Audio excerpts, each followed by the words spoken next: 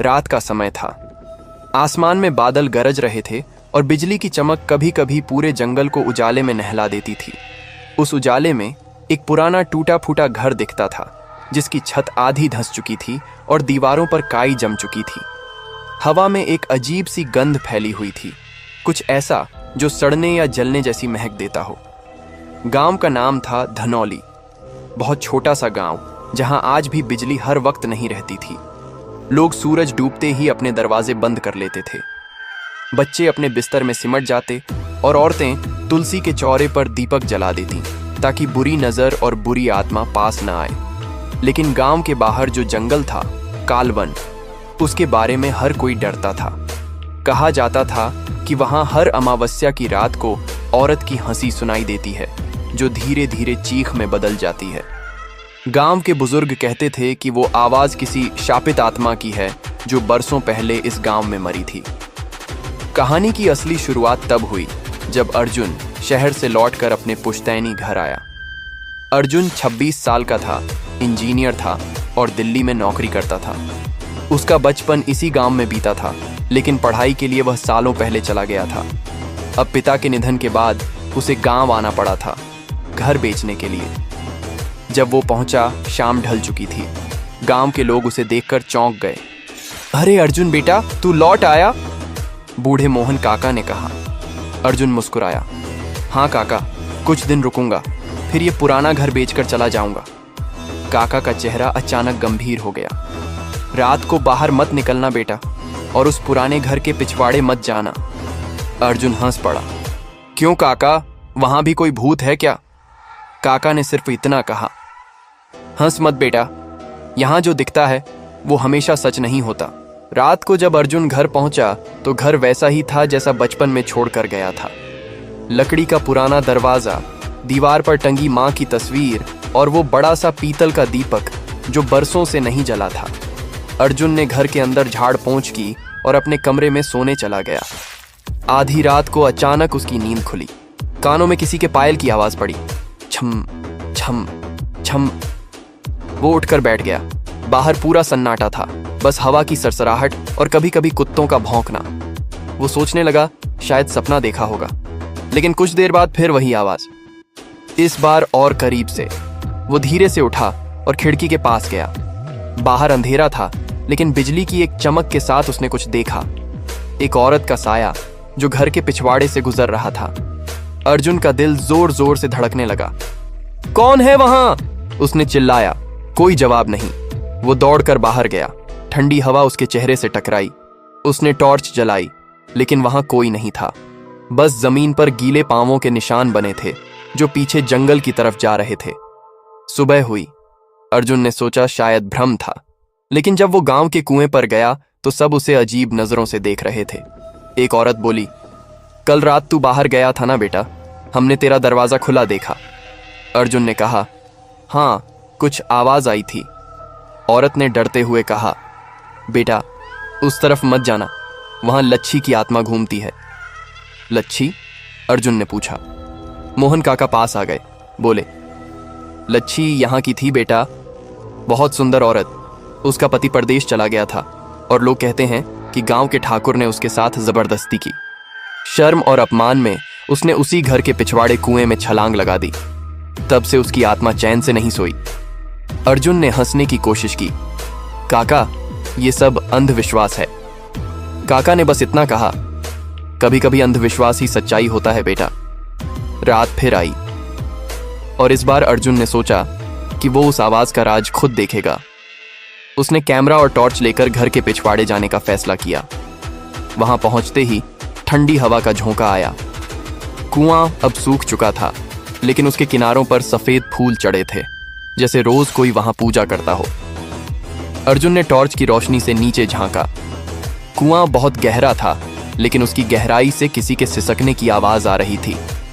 उसका camera record कर रहा था। वो धीरे धीरे झुककर नीचे देखने लगा। अचानक किसी ने पीछे से उसका कंधा पकड़ लिया। वो झटके से पलटा, लेकिन वहां कोई नहीं था, सिर्फ ठंडी हवा और टॉर्च की मंद रोशनी। गोविंद दीवार से टकराकर जमीन पर गिरा। उसकी आंखों के सामने सब धुंधला था। सुहागिनी या कहो वो आत्मा, उसके ऊपर झुकी हुई थी। उसके बाल हवा में उड़ रहे थे, चेहरा खून से सना था और उसकी आंखों में नफरत की आग जल रही थी। भैरवनाथ जमीन पर तड़प रहा था, उसका ताबीज जल चुका था। उसने आखिरी ताकत जुटाई और गोविंद से कहा, भाग बेटा, वरना तू भी उसी शाप में फंस जाएगा। गोविंद किसी तरह उठकर दरवाजे की ओर भागा, लेकिन दरवाजा अपने आप खुला ही नहीं। आत्मा ने कहा, कहाँ जाओगे गोविंद? अब तो मेरा वचन पूरा होना बाकी है। उसने हाथ उठाया और घर के कोनों से राख उड़कर हवा में घूमने लगी। हवा इतनी तेज चली कि दिए बुझ गए। गोविंद ने आंखें बंद कर लीं। जब खोली तो वो खेत में पड़ा था, बाहर, घर से बहुत दूर। बारिश रुक चुकी थी, सुबह का उजाला हो रहा था।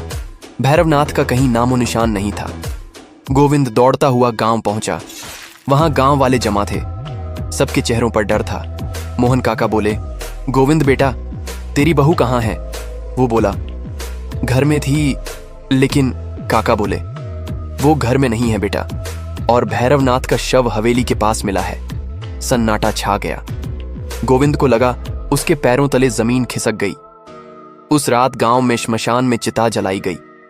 भैरवनाथ का शव जल रहा था और उसी वक्त दूर ठाकुर हवेली की खिड़की में किसी ने लाल साड़ी वाली औरत को देखा। वो मुस्कुरा रही थी। गांव वालों ने उसी रात तय किया, इस हवेली में अब कोई नहीं जाएगा। लेकिन गोविंद नहीं रुका। उसने ठान लिया, मुझे पता लगाना ही होगा कि सुहागिनी कौन थी और ये सब क्यों हुआ। अगली सुबह वो सीधे हवेली गया। हवेली के अंदर सन्नाटा था। दीवारों पर मकड़ी के जाले, फर्श पर राख की परत और बीच में एक टूटी हुई पालकी पड़ी थी। वो धीरे धीरे अंदर बढ़ा। हर कदम पर लकड़ी की चरमराहट होती। ऊपर से चमगादड़ उड़कर निकले। अचानक एक कमरे से औरत की सिसकने की आवाज आई। वो दौड़कर अंदर गया। वहां जमीन पर एक पुराना सिंदूरदान पड़ा था, जला हुआ, टूटा हुआ। दीवार पर लिखा था, हमारी आग बुझी नहीं है। गोविंद के रोंगटे खड़े हो गए। वो बाहर भागने ही वाला था कि पीछे से किसी ने उसका नाम पुकारा, गोविंद। वो पलटा। सुहागिनी खड़ी थी, लेकिन इस बार उसके चेहरे पर शांति थी। उसने कहा, मुझे जलाया गया था गोविंद, उसी कमरे में जहां तुम खड़े हो। गोविंद बोला, किसने? उसने कहा, इस हवेली के ठाकुर ने। उसने मुझे ब्याह कर लाया, फिर मेरे पिता की जमीन हड़पने के लिए मुझे डायन कहकर जिंदा आग में झोंक दिया। मैं मरी नहीं, बस जलती रही, जब तक मेरी आत्मा उस दर्द से एक बन नहीं गई। गोविंद ने कांपते हुए कहा, लेकिन तुम मेरी सुहागिनी कैसे बनी? वो बोली, तुम्हारी सुहागिनी मर चुकी थी गोविंद। जब तुम बारात लेकर पहुंचे तभी वो तालाब में डूब गई थी। मैं उसी वक्त उसके शरीर में समा गई ताकि अपना बदला पूरा कर सकूं। गोविंद की सांसें थम गईं। तुमने? वो मुस्कुराई, हाँ, अब मुझे ठाकुर की औलादों को जलाना है ताकि शांति मिले। रात को जब वो लौटा तो पूरा गांव थर्रा उठा। ठाकुर हरिप्रसाद के पोते का घर जल गया और किसी ने देखा कि लाल साड़ी वाली औरत आग के बीच खड़ी हंस रही थी। अगले दिन ठाकुर खुद गांव के मंदिर में गया और पंडित से बोला, मुझे उस आत्मा से बचाओ। पंडित ने कहा, जिसका खून तूने बहाया है उससे कोई रक्षा नहीं कर सकता। ठाकुर भागा हवेली की ओर। वहां गोविंद पहले से मौजूद था। गोविंद बोला, बाबूजी, आप ही बताओ, क्या आपने किसी औरत को जिंदा जलाया था? ठाकुर ने कांपते हुए कहा, वो डायन थी। और तभी हवेली की दीवारें कांप उठीं। हवा में राख फैल गई। छत से लाल साड़ी का टुकड़ा नीचे गिरा और आवाज आई, अब तू भी वही जलन महसूस करेगा जो मैंने की थी। ठाकुर की चीखें हवेली में गूंज उठीं। गोविंद बेहोश हो गया। जब उसे होश आया, हवेली राख में बदल चुकी थी। गांव वालों ने देखा, राख में एक लाल साड़ी का टुकड़ा जलते हुए भी नहीं सड़ रहा था। गोविंद ने सब छोड़ दिया और गांव छोड़कर चला गया। लेकिन जाते जाते उसने सुना, पीपल के पेड़ के पास से एक मीठी हंसी आई। गोविंद, मैं अब चैन में हूं। गोविंद गांव छोड़कर चला गया था। उसके मन में डर, पछतावा और उलझन सब कुछ एक साथ था। वो सोचता रहा, क्या सच में सुहागिनी की आत्मा अब मुक्त हो गई या वो सिर्फ एक और खेल था? वो पास के कस्बे में जाकर बस गया। वहां उसने छोटा सा घर लिया और खेतों में काम करने लगा। लेकिन रातों को उसे हमेशा पायल की आवाजें सुनाई देती। छम छम छम।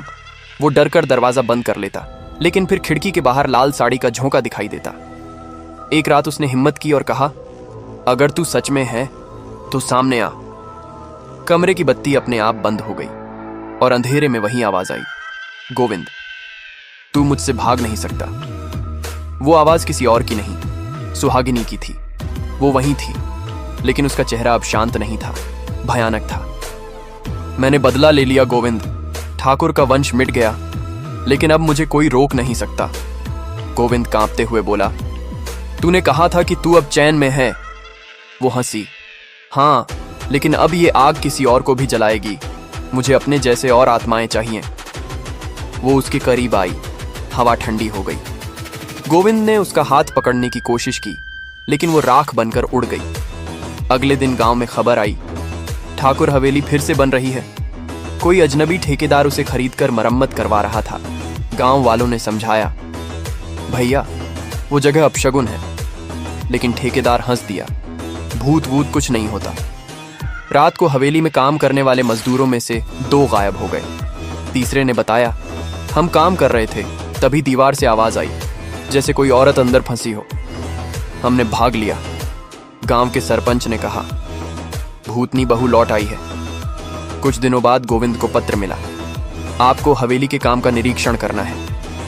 पत्र पर कोई नाम नहीं था। वो अनजान डर के बावजूद हवेली पहुंचा। अंदर वही पुरानी महक थी, राख, धुआं और हल्की सी चमेली की खुशबू। दीवारों पर पुराने जले हुए निशान अब भी थे। वो अंदर बढ़ा। कमरे में एक आईना रखा था, साफ सुथरा, नया, लेकिन उसमें उसका चेहरा धुंधला दिख रहा था। वो पास गया और देखा कि आईने में उसके पीछे सुहागिनी खड़ी थी। वो पलटा, वहां कोई नहीं, लेकिन आईने में वो अब भी दिख रही थी, लाल साड़ी में, मुस्कुराती हुई। गोविंद, वो बोली, अब तू भी हमेशा के लिए मेरे साथ रहेगा। वो आईने से बाहर निकल आई, धीरे धीरे, जैसे धुआं घुलता हो। गोविंद ने भागने की कोशिश की, लेकिन उसके पैर जड़ हो गए।